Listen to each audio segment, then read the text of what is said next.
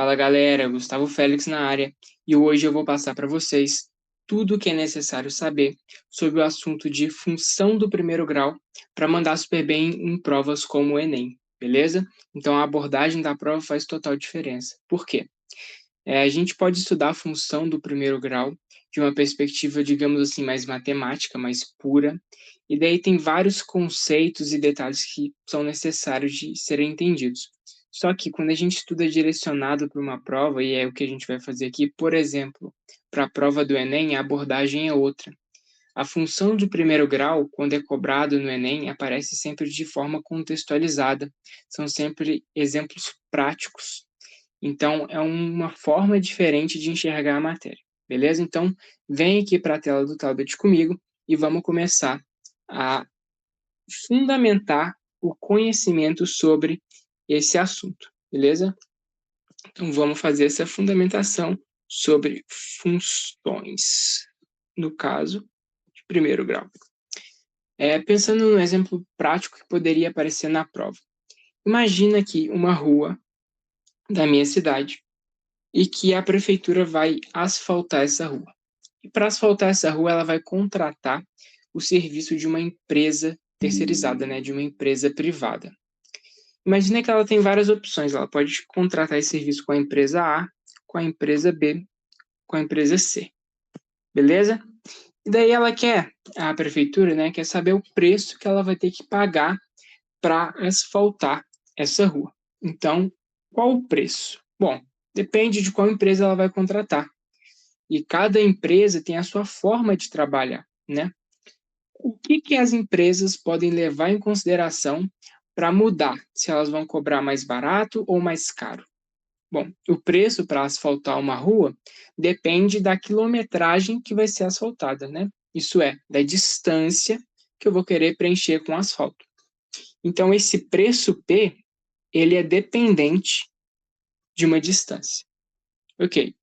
Além disso, a prefeitura, quando estava conversando com essas empresas, ela percebeu outra coisa, que além delas cobrarem um valor por quilômetro asfaltado, elas cobravam também um valor fixo só para começar o serviço. Então, tipo assim, a empresa A, imagina que ela pegou para asfaltar a rua, além de ter que asfaltar determinada distância, ela vai ter que mobilizar muitos trabalhadores, vai ter que colocar as máquinas dela para funcionar e vai ter toda uma mudança logística na empresa. Então, só o fato dela falar, vou asfaltar aquela rua, ela já vai ter custos. Então, ela coloca também um preço fixo.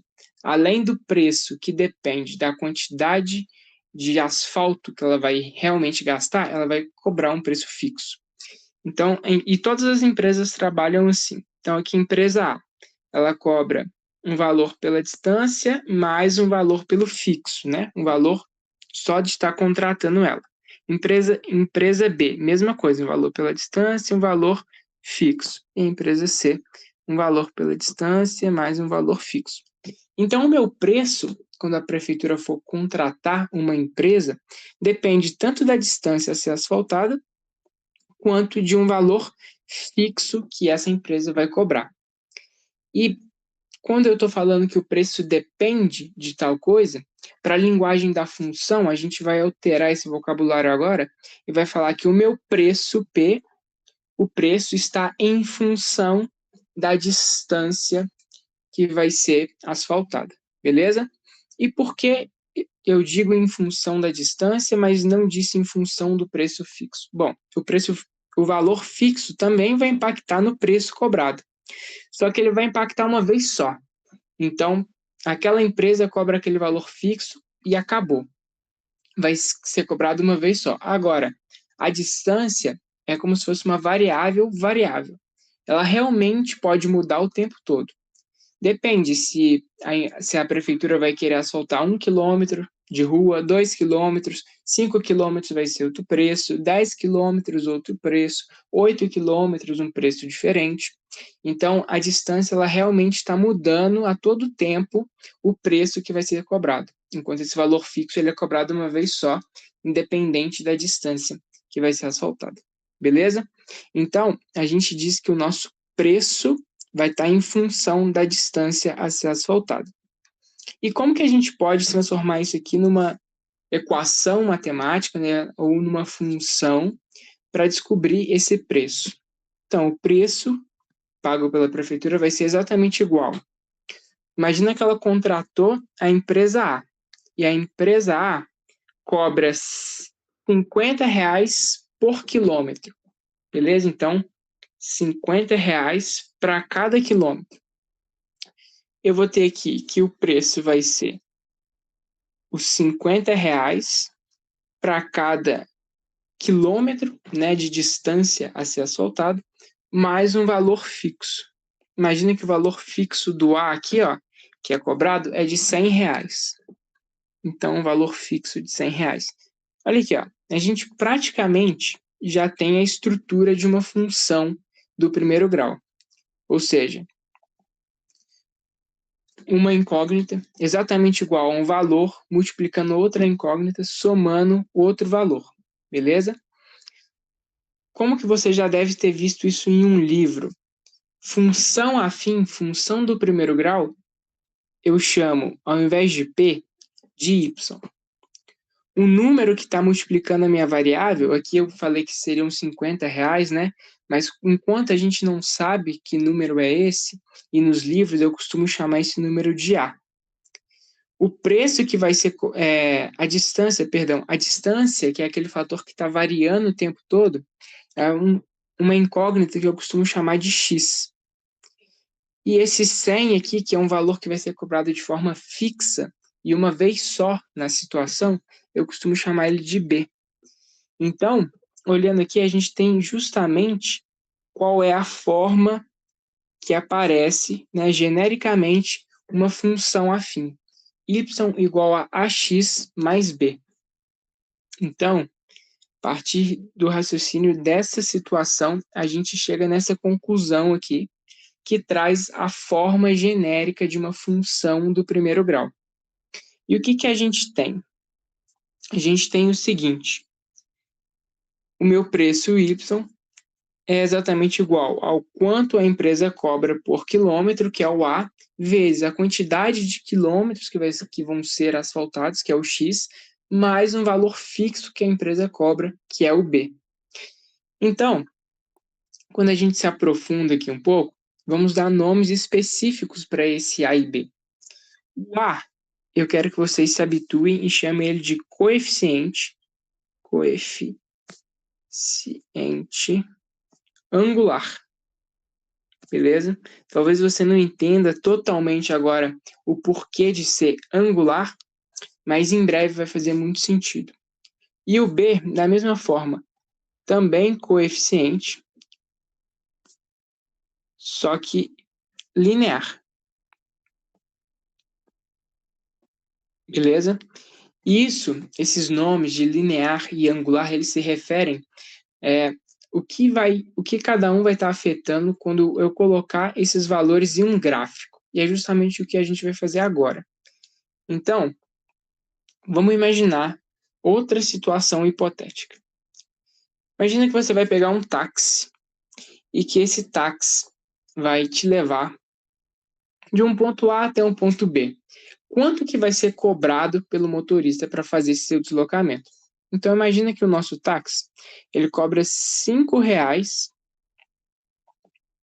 por quilômetro deslocado.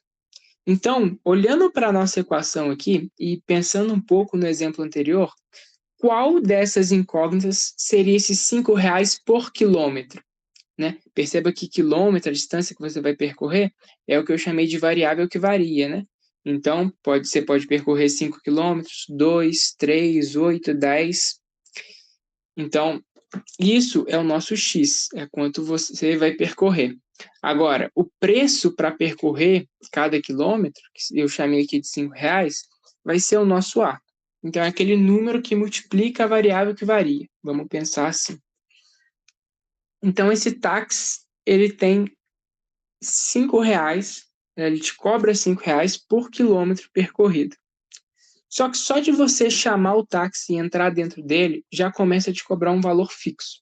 Então, mesmo que você não percorra distância nenhuma, Você chamou um táxi, entrou dentro dele e saiu no mesmo lugar. Ele vai te cobrar um valor por isso. Porque para ele custou alguma coisa ele sair de onde ele estava e ir até você, né? Então tem esse preço, digamos assim, basal, esse preço fixo que você vai pagar só pelo fato de estar chamando um táxi.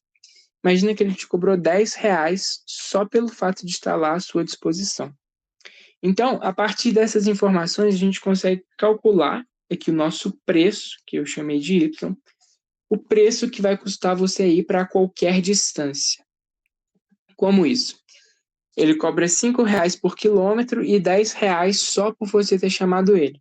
Então, vamos imaginar um cenário onde você percorreu 2 quilômetros dentro desse táxi. Qual foi o preço que ele vai te cobrar? É isso que a função do primeiro grau modula, é isso que a função do primeiro grau consegue responder para a gente. Então, fazendo as contas aqui, ó, a gente vai imaginar no lugar desse x, 2 quilômetros. 2 vezes 5 são 10, mais 10 dá 20. Então, se você percorrer 2 quilômetros, ele vai te cobrar R$20. Beleza? Agora imagina que ao invés de 2 quilômetros, você percorreu 5 quilômetros. Vai fazer aqui 5 vezes 5, que dá 25, mais 10, que dão 35. Então, nessa outra situação onde você percorreu mais quilômetros, seria comprado R$35. E por aí vai, a gente pode substituir qualquer valor e ir achando aqui. O que isso quer dizer, né? Qual a importância disso? Isso quer dizer que o y, a gente está achando ele em função de x. O que é em função? Significa que depende. Então, a depender do valor de x, eu encontro um valor específico de y. E vamos colocar isso num gráfico agora e descobrir por que chama função afim, função do primeiro grau. Para colocar em um gráfico, primeiro a gente precisa do plano cartesiano. Vou desenhar aqui. Desenhando um plano cartesiano. 1, 2... Deixa eu fazer melhor, peraí. 1, 2, 3, 4, 5. 2, 3, 4, 5. Beleza. Aqui está uma unidade a cada tracinho. E para a gente desenhar o que essa função representa no gráfico, a gente vai precisar também montar uma tabela. Então, para cada valor de x, eu encontro um valor diferente de y. Vamos ver o que acontece. Fazendo de cabeça aqui. Quando o meu x é 0, eu não percorri distância nenhuma nesse meu táxi, mas eu chamei ele. 5 vezes 0 dá 0, mais 10, 10. Então, quando o x, a distância percorrida é 0, o preço que eu pago são R$10. Quando a distância percorrida é 1 km, 5 vezes 1 dá 5, mais 10 são 15. Então, para x igual a 1, eu tenho y igual a 15. Quando a distância percorrida são 2 km, 5 vezes 2 dão 10, mais 10 dão 20. Então, para x igual a 2, eu tenho y igual a 20. Quando a distância percorrida é igual a 3, 5 vezes 3 são 15, mais 10 dá 25. Então, quando aqui é 3, aqui dá 25. Vou continuar aqui do lado. X e y. Quando a distância percorrida é 4, 5 vezes 4 dá 20. Quando o meu x é 4, 5 vezes 4 dá 20, mais 10 dá 30. E para finalizar, quando o meu x é 5, né, a distância percorrida são 5 quilômetros, ele cobra R$5 a cada quilômetro, ele vai cobrar R$25 só pelos quilômetros, mais R$10 por eu ter chamado ele. Então, quando o meu x é 5, o meu y é 35, 25 mais 10. Perceba o que está acontecendo aqui, olha só. De 10 para 15, aumentaram R$5. De 15 para 20, R$5. De 20 para 25, R$5. De 25 para 30, R$5. E de 30 para 35, R$5. Porque a cada situação eu percorri 1 quilômetro a mais. E ele está cobrando R$1 por quilômetro percorrido. Então, e por que quando eu percorri 0 quilômetros tinha esse 10 aqui? Porque o 10 é independente dos quilômetros rodados. Só de eu ter chamado o táxi, eu já pago esses R$10. Então, é isso que está acontecendo. Quando a gente vai jogar num gráfico, primeiro a gente precisa entender de plano cartesiano, né? O que significa isso? Significa que esse eixo vertical aqui, a setinha para cima, eu estou representando nele os meus valores de y, e que nessa setinha aqui horizontal, ou seja, para o lado, eu estou representando os meus valores de x. Então, aqui ó, eu tenho horizontal e eu tenho o número 1. Então, um ponto aqui tem o x igual a 1. Um ponto aqui tem o x igual a 2. Um ponto aqui, x igual a 3. Então, conforme eu vou colocando os pontos mais à direita, o valor de x desses pontos vai aumentando. Só que você tem que entender o seguinte: se eu tenho esse ponto aqui, é o x igual a 1. Se eu tiver um ponto aqui, também é x igual a 1. Se eu tiver um ponto aqui, também é x igual a 1.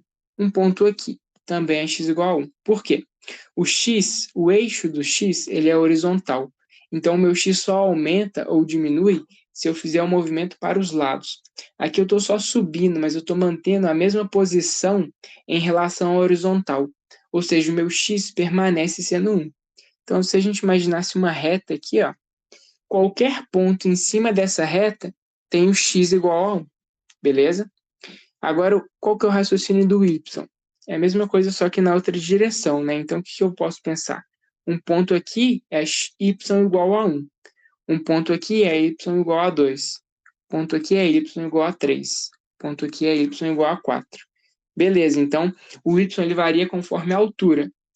Aqui, o meu y é igual a 3. E nesse ponto, o meu y também é igual a 3. E nesse ponto, o y também é igual a 3. Porque o y varia conforme a altura. E aqui eu não estou mudando a altura, eu estou mudando o quanto está para um lado ou para o outro.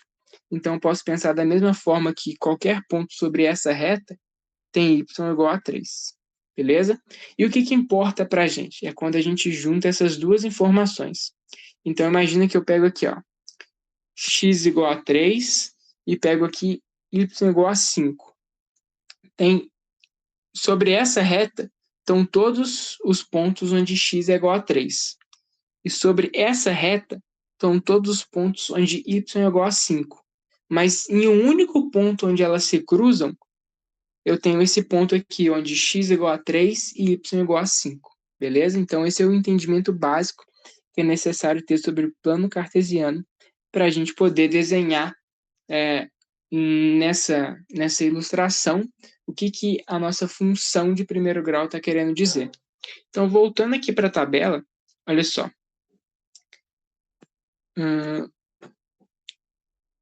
Os valores aqui não estão muito ideais, porque aqui só vai até o 5, né? E aqui meus y têm valores maiores. Mas então, o que eu vou fazer? Eu vou mudar essa escala aqui, essa perspectiva, que estava de 1 em 1, e eu vou colocar ela de 5 em 5, beleza? Então, aqui vai ser 5, aqui vai representar 10, aqui 15, aqui 20 e aqui 25. A do x eu vou deixar do mesmo jeito. Não vai ficar muito adequado à perspectiva, assim, se a gente fosse levar esse desenho a rigor, mas vai dar para entender tranquilamente. Olha só, quando o meu x é 0, o x, eu mostrei aqui o x igual a 1, 2, 3, 4, 5, mas onde eu tenho x igual a 0, né? É bem nesse ponto aqui, beleza? Do início. Então, quando o meu x é igual a 0, a x0, o meu y vale 10. Então, nesse ponto azul aí de x, o meu y vale 10. Então, o meu gráfico começa desse ponto, que é o único ponto.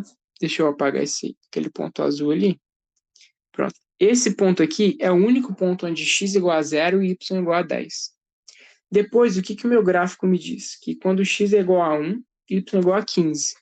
Então, quando x é igual a 1, o y é igual a 15. Né? Onde que essas duas retas aqui se interceptam? A do x igual a 1 e do y igual a 15. É nesse ponto. Então, esse ponto em vermelho aí, último que eu desenhei, é o primeiro ponto, é o segundo ponto do nosso gráfico. Beleza? Então, deixa eu apagar aqui e colocar esse ponto. Ó. Quando o x é 1 e quando o y é 15. Depois, eu tenho x igual a 2 e y igual a 20. Então, quando o meu x é igual a 2, onde que eu tenho y igual a 20? Bem aqui, ó. Quando o meu x é igual a 3, onde que eu tenho y igual a 25? Então, quando o meu x é igual a 3, eu tenho meu y igual a 25 bem aqui. E o nosso gráfico vai seguindo dessa maneira, beleza? Se a gente interligar esses pontos, o que eu obtenho? Olha só, eu obtenho essa reta.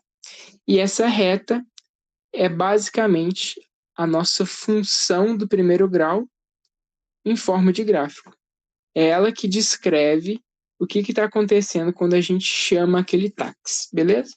Então, ó, acho que eu consigo aumentar ela aqui, ó. Ela continua para os dois lados. Essa reta em vermelho, o que ela está me dizendo? Aqui x é a distância percorrida em quilômetros. Então, distância em quilômetros. E o y é o preço que eu estou pagando em reais. Então, a depender da distância, eu consigo achar na minha reta um valor que eu vou pagar em reais. Beleza? Então, é isso. Essa é a ideia mais básica de uma função de primeiro grau. E com essa aula aqui, acho que vocês já conseguiram entender praticamente tudo. Entender que a função de primeiro grau modula situações práticas onde eu tenho um valor fixo sendo cobrado e um valor que depende de alguma outra coisa, ou seja, por exemplo, né, R$5 a cada quilômetro. Isso no táxi. Ou outro exemplo, R$50 por quilômetro de estrada asfaltada. E por aí vai. A situação pode ser qualquer uma. Então, toda situação que me traz uma equação matemática desse tipo, y igual a ax mais b, é uma situação de função afim, onde y é o que está isolado, é o valor que eu vou achar por último, o meu x é a variável, o a é um valor que está multiplicando essa variável, e o b é uma soma fixa que eu vou ter. Beleza? Então, outras coisas interessantes que dá para perceber é o seguinte. No caso do nosso táxi, R$10 é cobrado fixo. Então, olha onde o gráfico começa, né?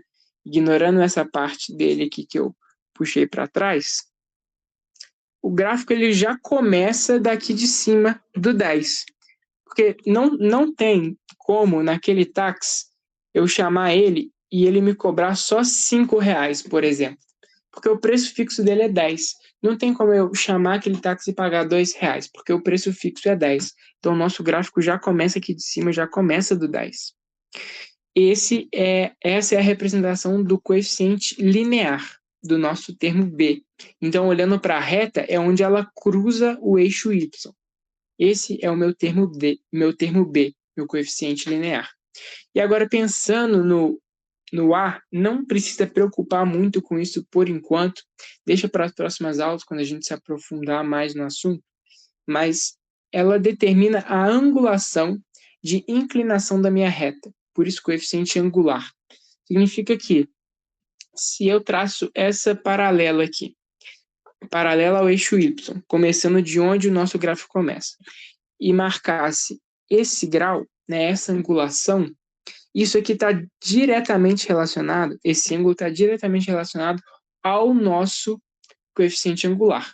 Não significa que esse alfa é igual a 5 porque o A é 5, mas significa que eles têm uma relação direta entre eles. Significa que se o meu 5 ali, esse o coeficiente angular, fosse um valor maior, essa reta ela poderia estar assim, ó, mais inclinada. Se fosse um valor menor, ela poderia estar assim, ó, menos inclinada. Beleza? Então, essas são as principais ideias de função do primeiro grau. E bora para a próxima aula depois com resolução de exercícios.